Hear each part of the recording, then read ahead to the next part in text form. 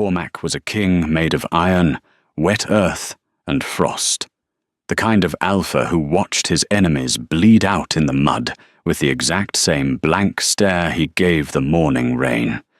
He didn't do passion, he didn't do posturing, and he certainly didn't do jealousy, until the feast of the winter solstice.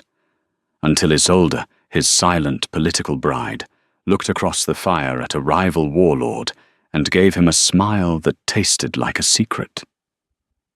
That was the night the iron broke. That was the night the wolf took over. The throne of the northern ridge was not a seat of glory. It was carved from the stump of a petrified oak, and it smelled perpetually of damp rot and old sweat.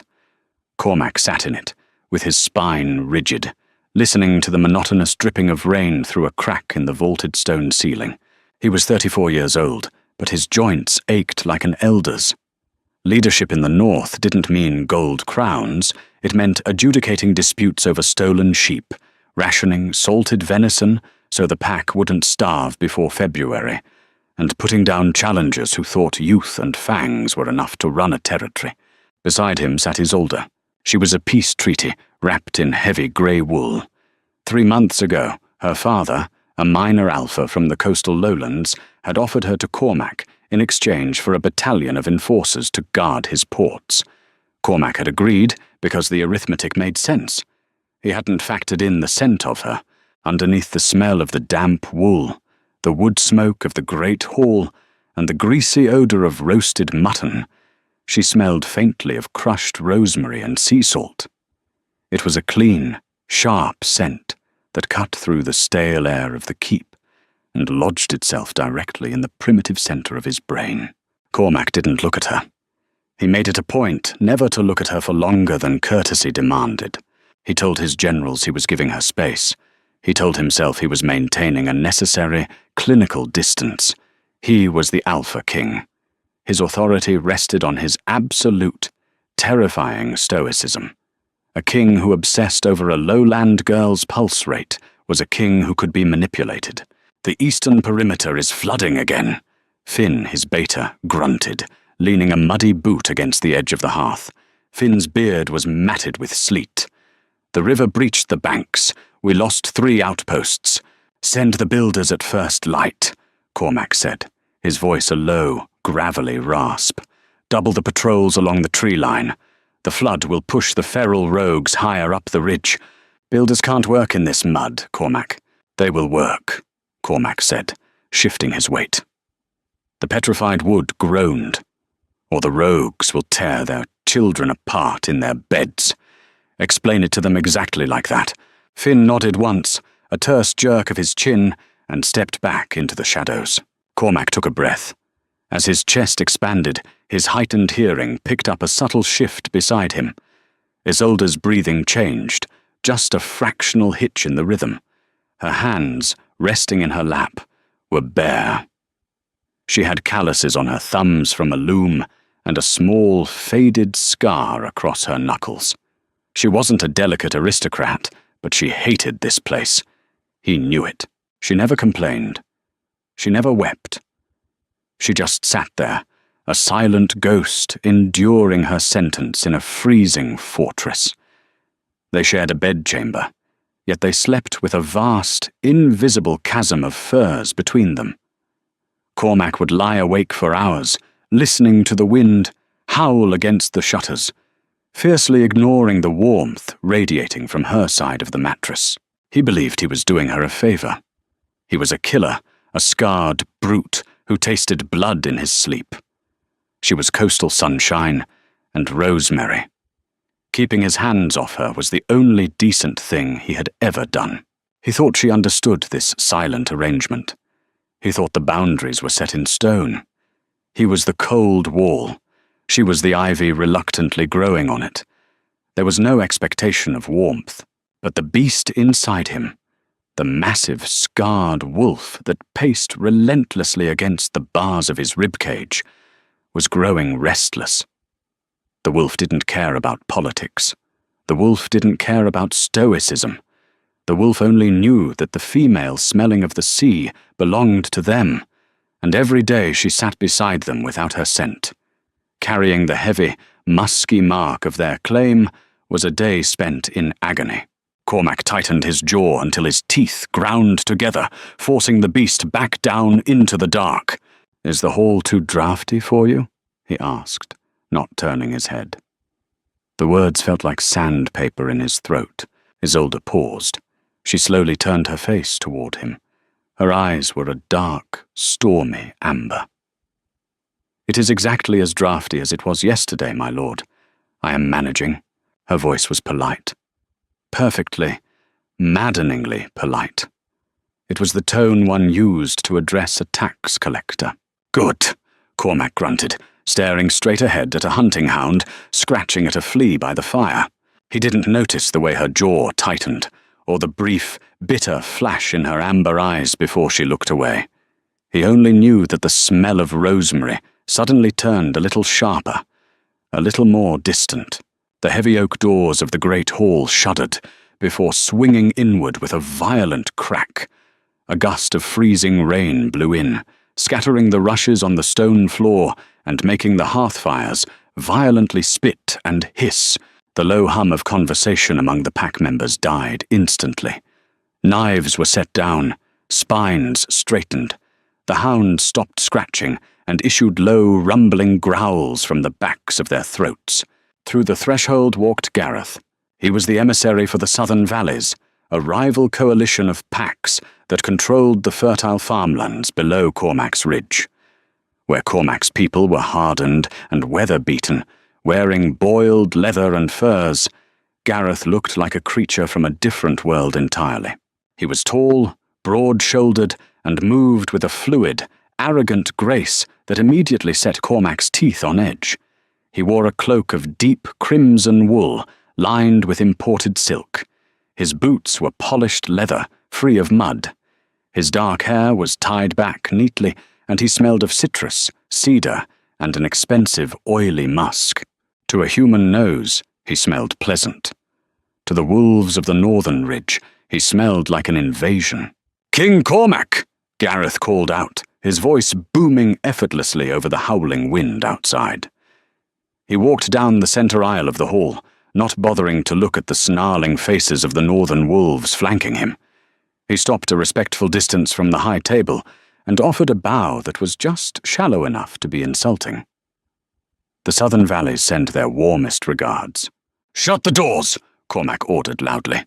Two guards hauled the heavy oak shut, sealing out the storm. The sudden silence in the hall was deafening.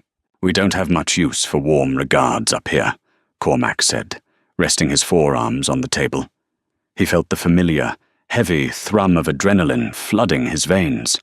His wolf was already pacing, sizing up the rival alpha, calculating the exact amount of force required to snap his neck. "What do you want, Gareth?" Gareth smiled. It was a bright, practiced expression that reached his eyes. "Always straight to the point. We've come to finalize the trade agreements for the spring thaw. Grain and steel for your timber. My betas can handle the ledgers," Cormac dismissed coldly.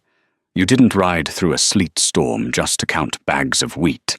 "No," Gareth admitted, his gaze drifting lazily. "I suppose I wanted to see the infamous fortress of the Ridge for myself.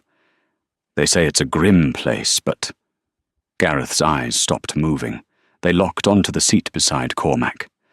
"I see the rumors failed to mention the keep's finest treasure." Cormac felt a muscle in his cheek twitch. A low, vibrating hum started deep in his chest, a warning growl so quiet it was more of a vibration against his sternum than a sound. Gareth stepped forward, closing the distance to the high table, his eyes fixed entirely on Isolde. He offered a much deeper, far more genuine bow. "Lady Isolde of the Coasts, it is a tragedy that your beauty is hidden away in these bitter mountains." Isolde sat perfectly still. She didn't shrink away from Gareth's intense focus, nor did she lean into it. Cormac watched her out of his peripheral vision, his heart hammering a slow, heavy, defensive rhythm. "My Lord Gareth," Isolde said, her voice steady. "The mountains are harsh, but they build character. I am surviving. Merely surviving is a poor existence for someone like you, Gareth said smoothly, his voice dropping to a softer, more intimate register. In the south, the sun is still warm, even in winter. The gardens are in bloom. Cormac stood up. The screech of the heavy wooden chair dragging against the stone floor echoed like a gunshot. Every wolf in the hall tensed, preparing for violence. Cormac towered over the table. He didn't bare his teeth. He didn't roar. He simply let the suffocating, heavy aura of his alpha dominance bleed into the room. The air grew thick.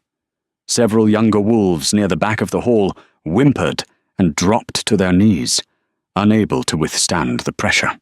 Gareth's smile faltered. The smugness drained from his face as the sheer physical weight of Cormac's presence pressed down on him. "You will sit at the lower tables, Gareth," Cormac said, his voice flat, devoid of any emotion. "You will eat the meat provided. You will negotiate with Finn in the morning, and you will not address my wife again, unless spoken to." Gareth swallowed hard, his Adam's apple bobbing. The primal instinct to submit was warring with his pride. He managed a stiff nod. "As you command, King Cormac." Cormac sat back down. The oppressive weight in the room lifted instantly, leaving the hall gasping for air. He didn't look at Isolde. He didn't need to. He could smell the sudden spike of adrenaline in her blood. He thought he had protected her. He thought he had established the unyielding boundary of his territory. He was a fool. He had only shown her exactly where his armor was weakest. The feast was a loud, greasy affair. Trenchers of roasted boar were passed down the long wooden tables, the fat congealing quickly in the cold air of the hall. Ale sloshed from heavy wooden tankards, soaking into the dried rushes on the floor. Cormac picked at a piece of tough meat with his hunting knife, chewing methodically. He wasn't hungry. His entire nervous system was wired tight, humming with an uncomfortable static. Gareth sat at the high table, a concession to his status as a diplomatic envoy, though Cormac had placed him as far down the wood as protocol allowed. It wasn't far enough. Despite Cormac's warning, Gareth was holding court. The Southern Alpha was charismatic, weaving tales of border skirmishes and political intrigue that had half the northern wolves leaning in to listen. He had a way of speaking that drew people into his orbit, a stark contrast to Cormac's brooding, terrifying silence. Cormac pretended to listen to Finn outline the lumber yields, but his hearing was dialed exclusively to the frequency of Isolde's breathing. She was sitting quietly, eating small portions, staring into the middle distance.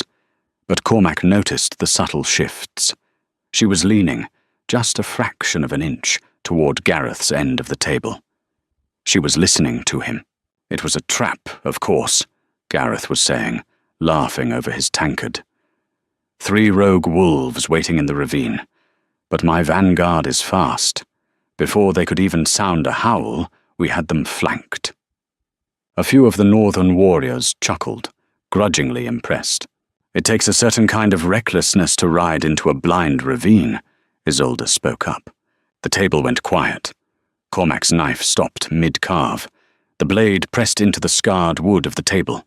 Gareth turned to her, his eyes lighting up. "Recklessness, my lady? I prefer to call it calculated confidence. Calculations often fail when the terrain is unfamiliar," Isolde countered. Her voice wasn't the polite, flat tone she used with Cormac. It was animated. There was a spark in it. "My father lost 12 men trying to flush rogues from a coastal cave because he trusted his confidence over the tides." Gareth leaned forward, resting his chin on his hand, completely ignoring the smouldering Alpha King sitting just feet away. "Then it seems your father and I share a tragic flaw. We underestimate the environment when there is a prize to be won." He looked directly into Isolde's eyes when he said the word prize. Cormac's knuckles turned white around the hilt of his knife. The beast in his chest slammed violently against his ribs. "Mine." The word echoed in his skull, dripping with venom and instinct. "Mine. Tear his throat out. Paint the stones with him." He forced himself to breathe. I am a king. I do not act like a feral dog fighting over a bone. Perhaps, Isolde said softly, and then she did it. Isolde shifted her gaze. She didn't look at Gareth. She looked directly at Cormac. For a millisecond, their eyes met. Her amber eyes were sharp, calculating, and stripped of the usual dull resignation. She looked at him with acute intent, ensuring he was watching, ensuring he was listening. Then she turned back to Gareth, and she smiled. It wasn't a polite, closed-mouth curve of the lips. It was a genuine, radiant smile. A dimple appeared on her left cheek. Her teeth flashed in the firelight. It transformed her entire face, washing away the drab grey of the north and replacing it with blinding, devastating colour. She looked beautiful. She looked alive. She had been here for 3 months, and Cormac had never seen that smile. He hadn't even known she possessed it, and she had just given it to an arrogant, perfumed southern prick. The reaction inside Cormac wasn't an emotion. It was a physical injury. Jealousy hit him not like a pang of sadness, but like a heavy warhammer swinging into his gut. The breath was punched completely out of his lungs. A ringing sound started in his ears, high and shrill, his vision edged with red. The smell of Gareth's citrus and musk suddenly morphed into the overpowering stench of a threat. It felt as though a frozen dagger had been shoved between his ribs and violently twisted. Crack. The sound was sharp and sudden. The heavy, iron-bound drinking glass in Cormac's left hand shattered under the immense pressure of his grip. Shards of thick glass drove into his palm. Dark, almost black alpha blood spilled over his knuckles, dripping steadily onto the white tablecloth. Drip, drip, drip. The conversation at the table died instantly. Gareth froze, his eyes darting to Cormac's bleeding hand, the colour draining from his face. Finn tensed, his hand dropping to the axe at his belt. Cormac didn't look at his hand. He didn't feel the glass embedded in his flesh.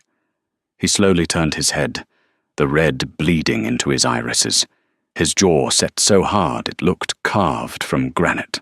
He stared at Isolde. She wasn't smiling anymore. She was staring at his bleeding hand, her chest rising and falling rapidly.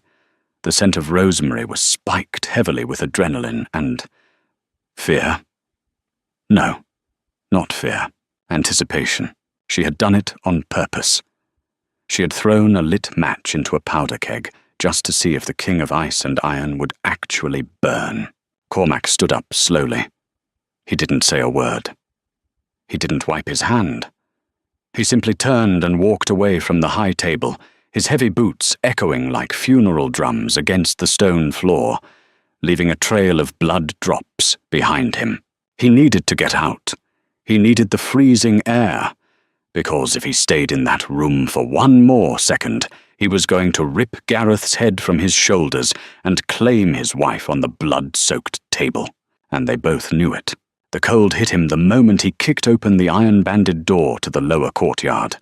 It was a vicious, biting wind carrying sheets of freezing rain, the kind of weather that killed livestock in the fields and froze men to their saddles.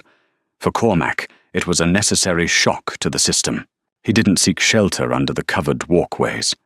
He strode directly into the center of the muddy training yard, letting the deluge soak through his tunic, matting his thick, dark hair against his skull.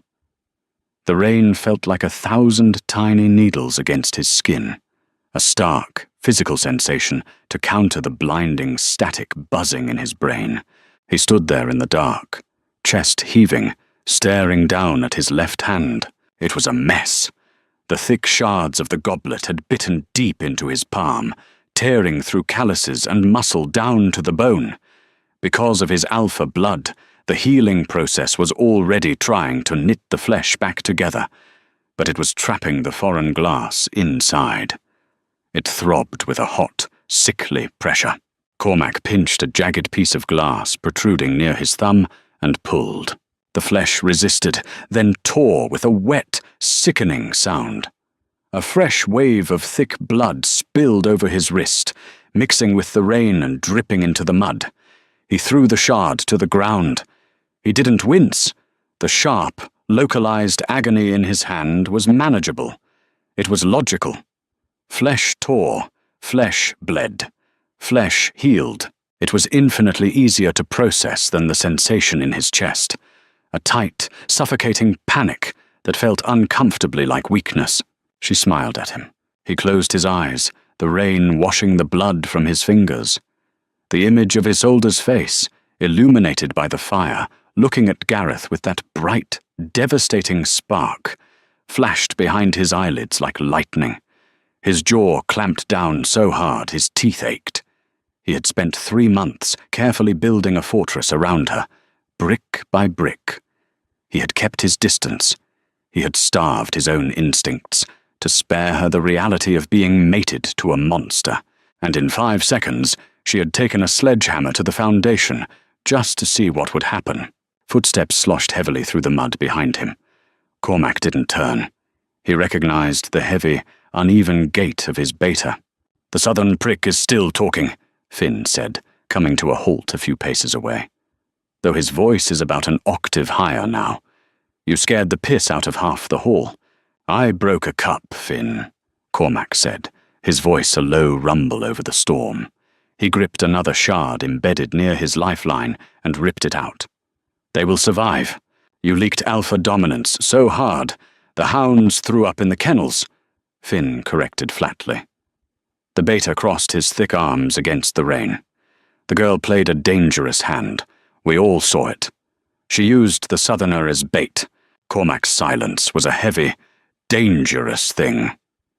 He pressed his thumb against the bleeding wounds, forcing the last of the glass out before his flesh could heal over it. "She is unhappy," Cormac finally rasped, the admission tasting like ash in his mouth. "She hates the cold. She hates the keep. She hates the isolation." "So she decided to poke the bear to see if it would bite," Finn concluded. "Look, Cormac, you've been treating her like a fragile porcelain doll since the day her father dumped her on our borders. You barely look at her. You speak to her like a commanding officer addressing a new recruit. Did you think she was just going to sit by the fire and knit until she died of old age?"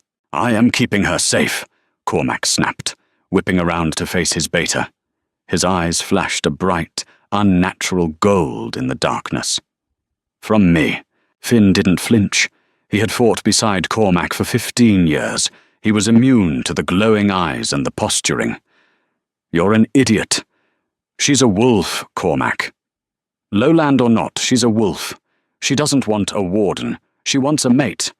And right now, she's looking around the room and wondering why the man she's shackled to acts like a dead piece of wood." Cormac turned away, staring out over the black, jagged peaks of the ridge. The wind howled, a lonely, desperate sound. "Gareth leaves tomorrow," Cormac said, the finality in his tone signaling the end of the discussion. "Double his guard. If he wanders out of his assigned quarters tonight, put an arrow in his leg. Claim he looked like a rogue in the dark." "And the girl?" Finn asked quietly. Cormac looked down at his hand. The cuts were already closing, leaving angry pink scars across his palm. The physical wound was gone, but the heavy, bruising weight in his gut remained. "The girl is my wife," Cormac said.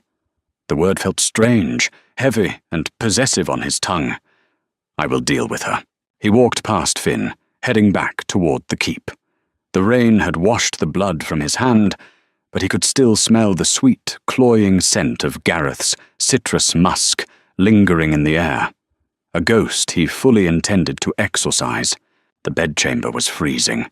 The servants had built up the fire in the massive stone hearth, but the heat struggled to push past the heavy chill radiating from the thick stone walls. Cormac sat on the edge of the massive oak bed. He had stripped off his wet tunic and sat bare-chested in the dim light, the fire casting flickering shadows over the dense map of scars crisscrossing his torso, souvenirs of a lifetime spent keeping the northern ridge from tearing itself apart. He had wrapped his left hand in a length of crude linen. It wasn't bleeding anymore, but the cloth hid the newly healed, tender flesh. He stared at the flames, listening. He heard her footsteps long before the heavy wooden door creaked open. Her tread was light, but not hesitant. She closed the door behind her with a solid thud, dropping the iron latch into place. The silence that followed was suffocating. Cormac didn't move. He didn't look at her. He waited for her to go to her side of the room, to retreat behind the folding screen and change into her thick nightgown, to slip under her pile of furs on the far side of the mattress. That was their routine. That was the script. She didn't follow the script. She walked toward the center of the room and stopped. The scent of her, sea salt and rosemary, was overwhelming in the enclosed space. But beneath it, Cormac could smell the sharp, metallic tang of adrenaline. Her heart was beating fast, a steady, rapid thrum that he felt in his own teeth. "Does it require stitches?" Her voice was quiet, but it didn't shake. Cormac slowly turned his head. Isolde was standing near the foot of the bed. She had shed her heavy, formal shawl. Her posture was straight, her chin lifted a fraction of an inch. She wasn't shrinking. She was waiting for the fallout. "No," Cormac said. His voice was rough, scraping against the quiet of the room. "I heal fast." "I know," she said. "Do you?" Cormac stood up. The sheer size of him dominated the space. When he stood, the ambient temperature in the room seemed to drop. He didn't walk toward her, but the sudden shift in his posture was enough to make the air feel dangerously thin. "You play a very foolish game, Isolde," he said softly. The softness of his voice was far more terrifying than a shout. It was the low growl of a predator that had already decided to strike. "I don't know what you mean," she replied, keeping her gaze locked on his collarbone. She wouldn't look him in the eye. "Look at me." She didn't move. I said, "Look at me."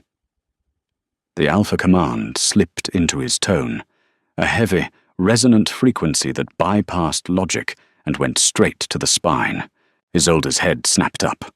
Her amber eyes met his, and he saw the flash of pure, unadulterated defiance in them. She wasn't sorry. "You used a foreign alpha to test the length of your leash," Cormac stating the facts coldly, devoid of the raging fire burning in his chest. "You smiled at him. You engaged him. You made sure I saw it." "Why?" Isolde's hands curled into fists at her sides. She took a step toward him. The fear he had smelled earlier was evaporating, replaced entirely by a hot, rising anger. "My leash," she echoed, her voice trembling with indignation. "Is that what I am to you? A dog tied up in your courtyard? You are my wife. You are the queen of the northern ridge." "I am a ghost," she fired back, the polite facade finally shattering. Her voice cracked, echoing loudly off the stone walls. "I am a ghost haunting a freezing castle. For 3 months, you haven't spoken to me unless it's to ask if I am cold or if the food is acceptable. You look through me, Cormac. You treat me like a piece of furniture that came with a treaty."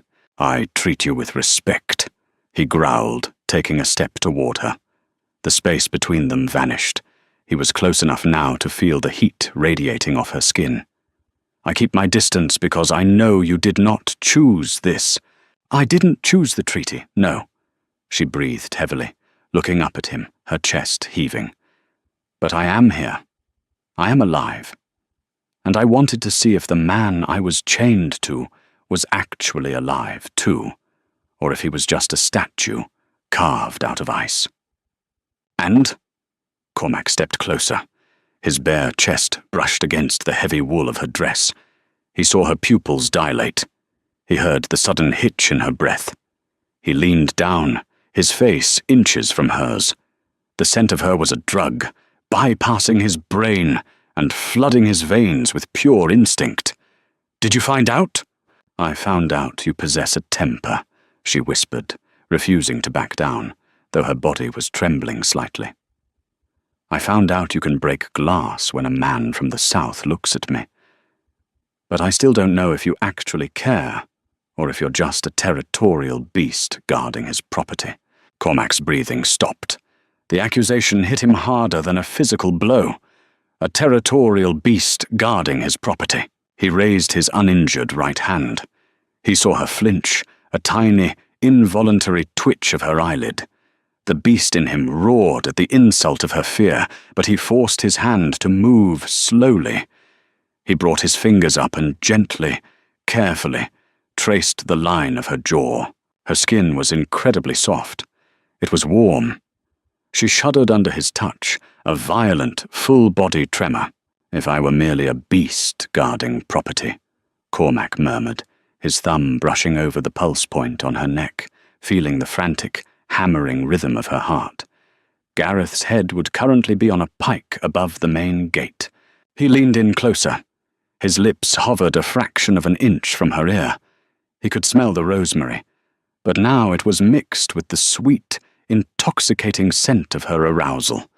The friction of her anger had sparked something else, entirely. "I stayed my hand," he whispered, his rough voice vibrating against her skin. "Because if I had killed him, it would have started a war. And if a war comes to these mountains, you will be in danger." He pulled back, forcing himself to break the physical contact. The effort it took to drop his hand to his side was monumental. His muscles screamed in protest. "Do not smile at him again, Isolde," Cormac said. There was no anger in his voice now, only a raw, desperate warning. "Because I am holding on to my sanity by a very thin thread. And if you cut it again, I will not be responsible for what the wolf does." He turned his back on her and walked to his side of the bed. He lay down on top of the furs, staring at the ceiling, every nerve in his body wired and burning. He didn't sleep, and he knew, by the ragged, uneven sound of her breathing across the mattress, that she didn't either. The morning brought no relief. The storm had broken, but it left behind a landscape of freezing fog and knee-deep, sucking mud. The sky was a bruised, heavy purple, promising more sleet before nightfall. Cormac stood in the lower bailey, watching the stable hands saddle the heavy draft horses. Today was the border patrol.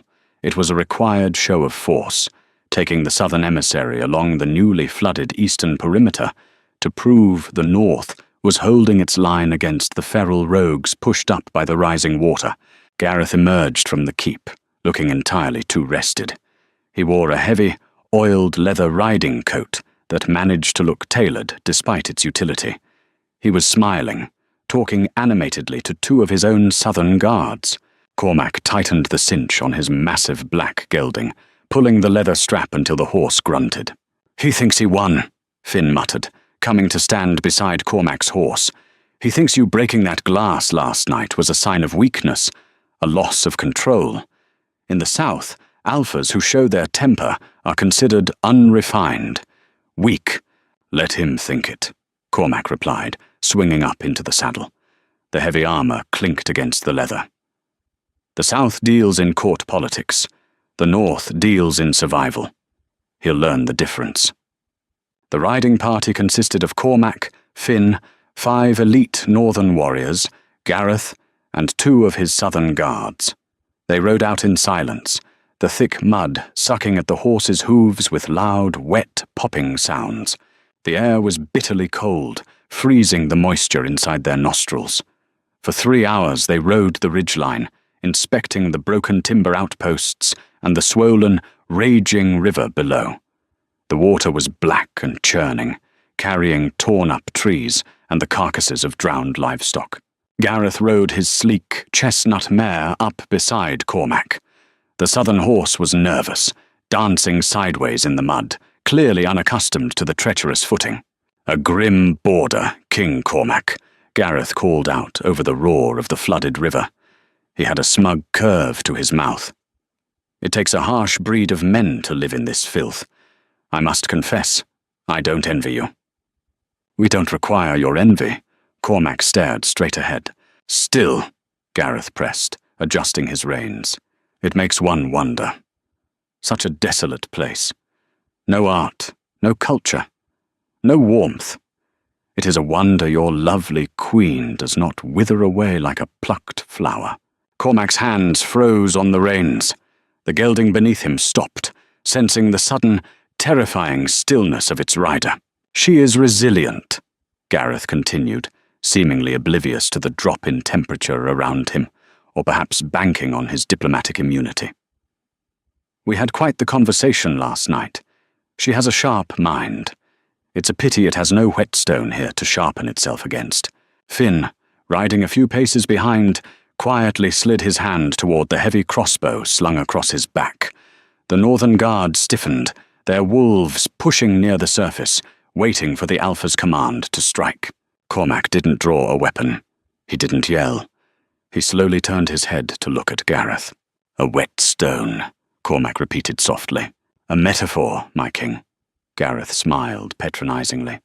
I merely mean she requires stimulation. At that exact moment, the wind shifted. Cormac's nostrils flared. The scent cut through the smell of mud and horse sweat like a razor blade. It was a foul, rancid odor, like rotted meat and stagnant water. Feral rogues, and not just one, a pack of them. Desperate, starving, and driven mad by the flood. They were downwind, hiding in the thick, dead brush just 50 yards to their left. Cormac looked at Gareth. The Southern Alpha hadn't smelled a thing. His nose was too full of his own imported cologne, his instincts blunted by years of soft living in walled gardens. He was sitting on a frightened, dancing horse, completely blind to the fact that he was about to die. You speak of stimulation, Gareth, Cormac said, his voice flat. He calmly unhooked the heavy iron flail from his saddle horn. Allow me to show you how we stimulate ourselves in the north. Before Gareth could register the words, Cormac spurred his gelding. He didn't ride away. He rode directly at Gareth's skittish mare, slamming his massive horse against the side of the chestnut. The mare shrieked, rearing up. Gareth, caught completely off guard, lost his stirrups and tumbled backward, crashing heavily into the freezing mud. What is the meaning of this? Gareth roared, scrambling to his feet, his tailored coat coated in thick, freezing slime. His two guards drew their swords, shouting. Hold! Cormac commanded, his voice a booming, concussive force that froze the Southern guards in their tracks. Cormac didn't look at Gareth. He stood in his stirrups and faced the dead brush. He let the leash slip. He released his alpha aura, not as a blanket of pressure, but as a directed, violently focused spear of dominance straight into the brush. It was a challenge, a territorial roar made of pure energy. The brush exploded. 6 feral wolves burst from the cover. They were massive, emaciated creatures, their fur patchy, their eyes wild with starvation and madness. They didn't run away. Driven insane by the Alpha challenge, they charged directly at the riding party. Gareth screamed, scrambling backward in the mud, fumbling for his sword. His guards panicked, their horses rearing and bucking in the chaos. Cormac didn't panic. This was the math of the North. The first rogue lunged at Gareth. Cormac swung his flail. The heavy iron ball, spiked and brutal, met the rogue in midair with a sickening crunch of bone. The wolf was thrown sideways, dead before it hit the mud. Dismount! Cormac roared at his men. Finn and the northern guards were already out of their saddles, axes and heavy swords drawn, forming a tight, practiced circle. They met the charging rogues with brutal, efficient violence. It was a butchery of survival, devoid of art or honor. It was just muscle, steel, and blood. Cormac vaulted from his horse. A rogue snapped its jaws inches from Gareth's face. Cormac grabbed the beast by the scruff of its neck with his bare, uninjured hand, his muscles bulging under his tunic. He hoisted the thrashing, 200-pound animal into the air and slammed it down onto a jagged rock protruding from the mud. The spine snapped. In less than 60 seconds it was over. 6 dead rogues lay bleeding in the mud. The Northern Guard stood over them, breathing heavily, wiping dark blood from their blades. Gareth was still on the ground. He was covered in freezing mud, pale, trembling, and staring at the dead wolf resting less than a foot from his boots. He had never even managed to draw his sword. Cormac walked over to him. His boots squelched in the gore. He stopped, towering over the Southern Alpha. The iron flail dripped steadily by his side. Cormac's face was devoid of the rage he had felt the night before. It was a mask of cold, terrifying competence. In the South, you play games with smiles and metaphors, Cormac said, his voice a low, gravelly rasp. He leaned down, gripping Gareth by the lapels of his ruined coat, and hauled him to his feet with effortless strength. Up here, Gareth, if you are not paying attention to your environment, the environment eats you. He let go, shoving Gareth backward. The emissary stumbled, barely keeping his footing. The Queen does not need a whetstone, Cormac stated, his eyes boring into Gareth's terrified soul. She is already sharp. She survived you. She survives this. He gestured to the bloody mud. And she survives me. That makes her more dangerous than you will ever be. Go back to your gardens, little dog. The treaty is signed. But if you ever speak of my wife again, I will not wait for the rogues to tear your throat out. Gareth swallowed hard, his eyes wide and completely stripped of their arrogance. He offered no bow. He simply scrambled toward his trembling horse. Cormac watched him mount up. The jealousy in his chest hadn't faded, but the frantic, panicked edge of it was gone. He had drawn the line in the mud, written in blood. He had protected what was his. Now, he just had to figure out how to face her when he returned. The ride back to the keep was completely silent. Gareth rode at the rear, flanked tightly by his own guards, his eyes fixed firmly on the pommel of his saddle. The Southern Alpha didn't utter a single word about the weather, the mud, or the resilience of lowland women. He smelled of sweat, fear, and the rancid blood of the rogue that had nearly taken his face. Cormac rode at the front, his posture rigid. The adrenaline that had flooded his system during the slaughter was slowly receding, leaving behind a dull, throbbing ache in his left shoulder, where he had wrenched a muscle swinging the iron flail. His knuckles were bruised purple. He smelled of wet iron, wet horse, and copper. When they reached the courtyard, Gareth's men immediately began packing their saddlebags.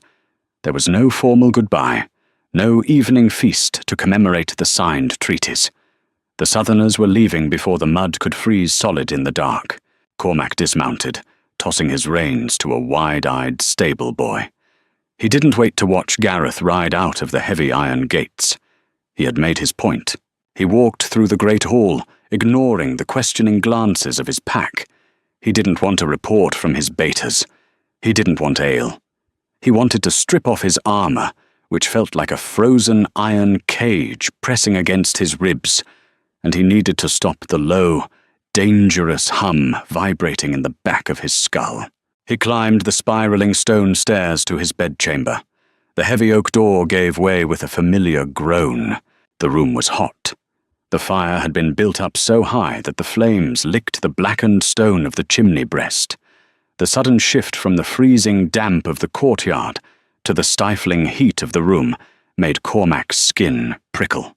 Isolde was standing by the heavy wooden table near the window. She wasn't holding a book.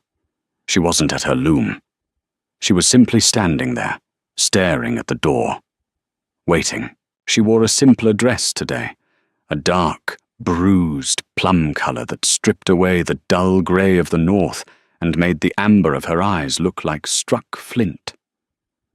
As Cormac stepped into the room, he saw her gaze drop immediately to his boots, tracking the fresh, dark mud and the unmistakable splatter of dark blood across his shins and forearms. Her breath caught. A tiny, almost imperceptible sound, but in the quiet of the room, to a wolf's ears, it was deafening. "The Southern emissary is leaving," Cormac said. His voice was a harsh, gravelly rasp, stripped of any regal cadence. He sounded tired. He walked toward the center of the room and began unbuckling the heavy leather straps of his chest piece. His fingers were stiff with the cold. He fumbled with the iron buckle at his shoulder. Isolde didn't ask what happened. She didn't ask if he was injured. She closed the distance between them, her steps silent on the stone floor. She pushed his hands away from the buckle. Cormac froze. Her hands were warm.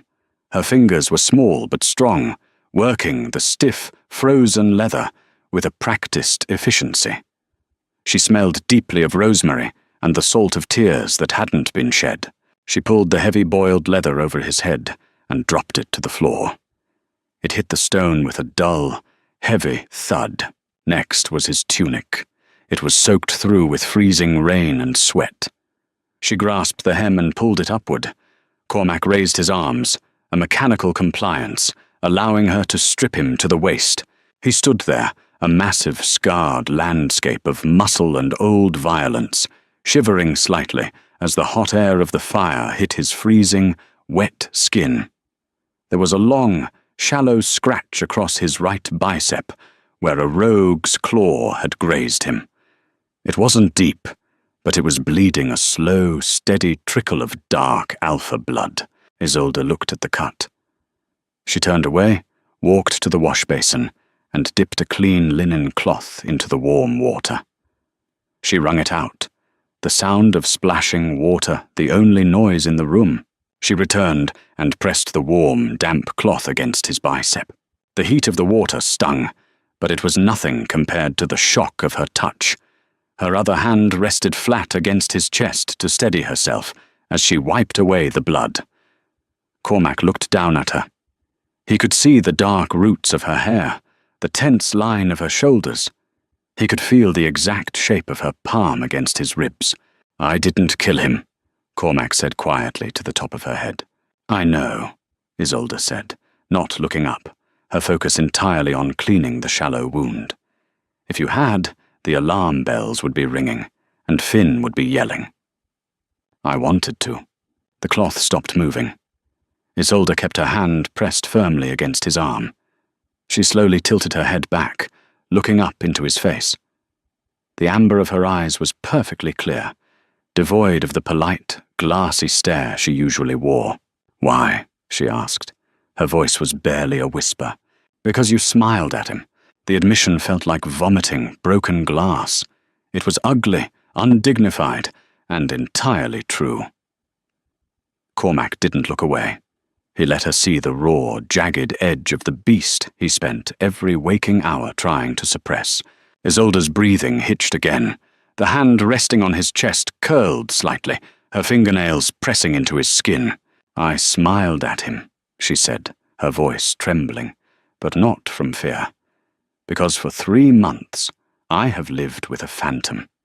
You gave me food, you gave me a fire, but you never gave me yourself. You looked at me like a casualty of war, like a burden you were too honorable to discard." "I looked at you," Cormac countered, his jaw tight, "like a fragile thing that didn't belong in the mud and the blood of this ridge. I kept my distance because I am a violent man, Isolde. I lead by breaking bones and snapping necks. You smell of the sea and sunlight. I thought if I touched you, I would ruin you." "I am not glass, Cormac," she suddenly shouted, her voice cracking with a fierce, sudden anger. She shoved her hand against his chest, hard enough to make him rock back on his heels. "My father is an alpha. I grew up listening to the screams of rogues in the coastal caves. I know what a wolf is. I didn't want a warden. I wanted a mate." She dropped the bloody cloth to the floor. Her chest was heaving, her eyes shining with unshed, furious tears. "When I smiled at Gareth," she confessed, her voice dropping to a harsh, desperate whisper, "I hated myself for it. It was cheap. It was a petty, manipulative trick. But I was suffocating in this room, Cormac. I was dying in this silence. I needed to know if you felt anything for me. Anything at all. Even if it was just rage. I needed to see the wolf." Cormac stared at her. The heavy, suffocating iron cage that he had worn around his heart for 3 months, finally, catastrophically, shattered. The silence that followed her confession was heavy, thick with the smell of wet pine, blood, and the sharp, spiking scent of her rosemary. Cormac didn't think. The clinical, calculating Alpha King vanished. The wolf, starved and desperate, took the wheel. He reached out and grabbed her. It wasn't a gentle embrace. His massive, calloused hands gripped her waist, his fingers digging into the heavy fabric of her plum dress. He pulled her flush against his chest with a sudden, violent force that knocked the breath out of her lungs. Isolde gasped, a sharp intake of air, as she crashed against the hard, unyielding wall of his body. She didn't push him away. Instead, her hands flew up, grabbing the thick muscles of his shoulders, her fingers curling into his skin, anchoring herself to him. "You want the wolf," Cormac growled, his voice a dark, vibrating rumble deep in his chest. His face hovered inches from hers, his eyes flashing a bright, dangerous gold in the firelight. "You think you can handle the wolf?" "Yes," she breathed, her chin tipped up, her amber eyes blazing with a defiant, answering fire. Cormac crushed his mouth against hers. It was a collision, a desperate, uncoordinated clash of teeth and raw want. There was no hesitation, no careful exploration. It was the physical manifestation of 3 months of agonizing, enforced starvation. Cormac tasted salt, heat, and a fierce, returning pressure. Isolde kissed him back, with a ferocity that staggered him. She wasn't fragile. She didn't break. She met his brutal, desperate hunger with her own, her hands tangling in his thick, damp hair, pulling him closer, erasing the last fraction of space between them. Cormac groaned, a low, guttural sound that vibrated against her lips. He backed her up. His heavy boots thudded against the stone floor, driving her backward until her spine hit the heavy wooden post of the bed. The impact rattled the frame. He tore his mouth away from hers, burying his face in the crook of her neck. He inhaled deeply, filling his lungs with the pure, undiluted scent of her. The sea salt. The rosemary. The sweet, intoxicating musk of a female wolf, finally accepting a claim. He scraped his teeth lightly along her collarbone, feeling her pulse hammering frantically against his lips. "Mine," he rasped, the word tearing out of his throat, completely stripped of reason. "You are mine. If that perfumed southern bastard had looked at you for 1 second longer, I would have painted the high table with his lungs." Isolde let out a breathless, choked laugh, her hands frantically tracing the heavy scars on his back, feeling the rigid tension in his muscles. "He was a fool," she whispered, her fingers digging into his spine. "I didn't care about his stories. I didn't care about his sunshine. I was watching you. I was only ever watching you." The admission acted like gasoline on an open flame. Cormac's hands moved from her waist, gripping the back of her thighs. He lifted her off the floor effortlessly. Isolde immediately wrapped her legs around his waist, clinging to him as he turned and dropped her backward onto the thick pile of furs on the bed. He followed her down, his heavy body pressing her into the mattress. The bed groaned under their combined weight. Cormac braced his weight on his forearms, looking down at her. Her hair was splayed out across the dark wolf pelts like spun gold. Her lips were swollen, parted slightly as she tried to catch her breath. The polite, numb ghost that had haunted this room for 3 months was dead. In her place was a flushed, disheveled, deeply alive woman.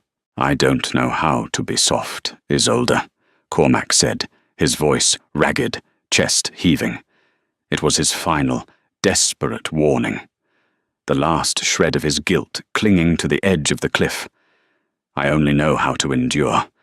I only know how to fight. If you stay in this bed, I will mark you, and I will never let you go. Even if you beg me."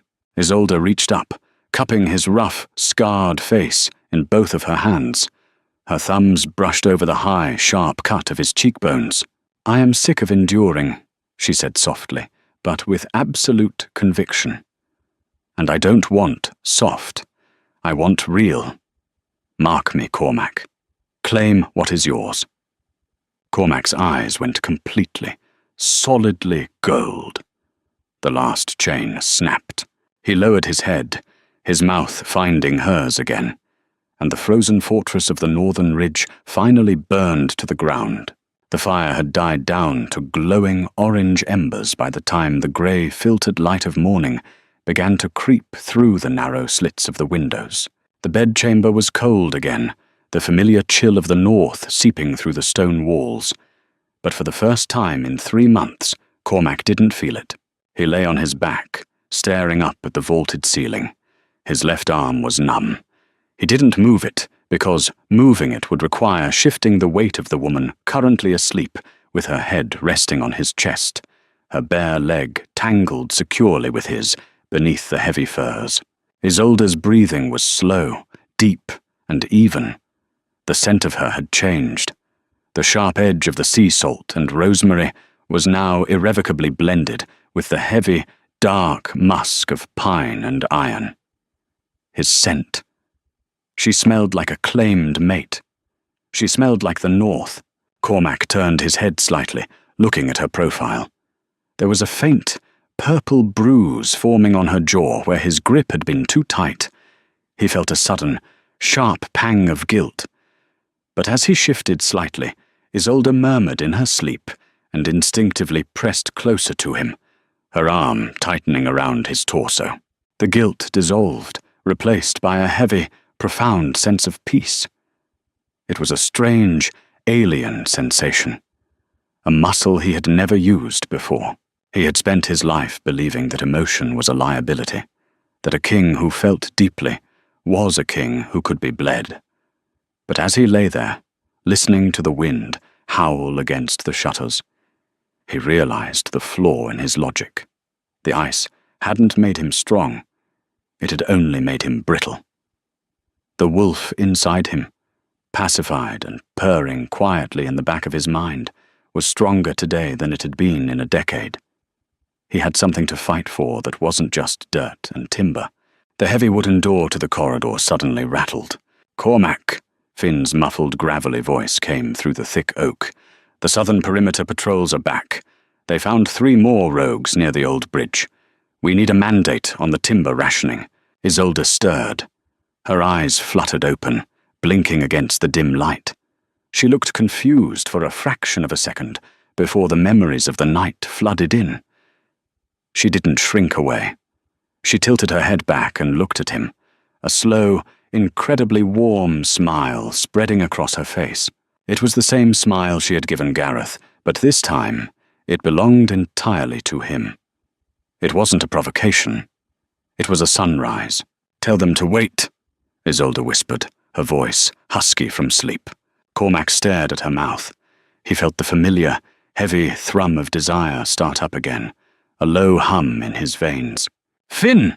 Cormac called out, raising his voice just enough to carry through the door.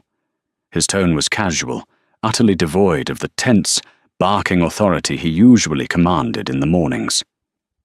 "The timber rationing can wait until noon. Have the cooks prepare a proper breakfast. The Queen and I will eat in the great hall." There was a long pause on the other side of the door. "Understood," Finn finally grunted. Cormac could hear the distinct sound of a smirk in his beita's heavy footsteps as he walked away down the corridor. Isolde laughed quietly against his chest. It was a bright, musical sound that made the bleak stone walls of the keep feel suddenly less oppressive. She propped herself up on one elbow, the furs slipping down to expose her bare shoulders.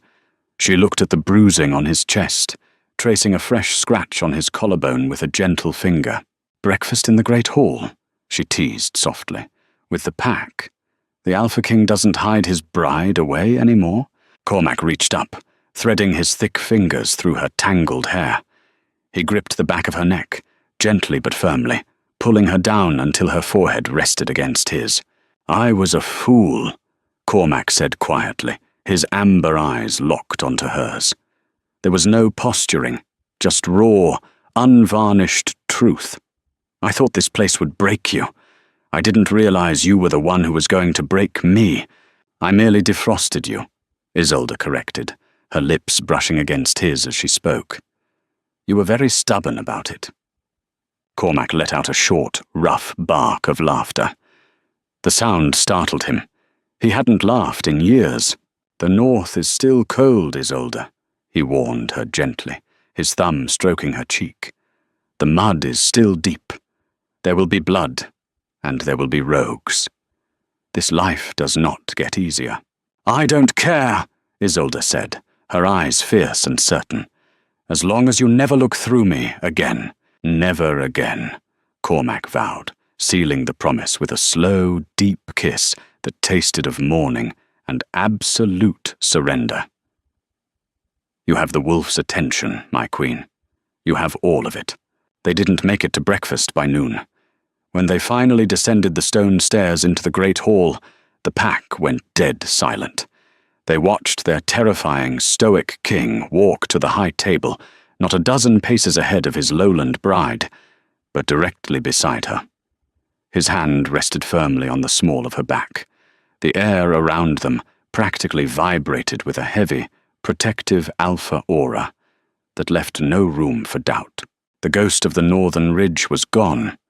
The queen had finally arrived, and the Alpha King of Iron and Frost had never looked more alive. That's how you melt an Ice King. Cormac finally dropped the stoic act, and Isolde proved she's not just a political pawn, she's a survivor who knows exactly how to claim her mate. If you loved the raw tension, the jealousy, and the deeply grounded shift from cold isolation to a fiercely possessive romance, do me a huge favor. Smash that like button and share this story with someone who loves a brooding, imperfect alpha. Don't forget to subscribe to the channel so you never miss our next dark, sensory-rich werewolf drama. See you in the next video.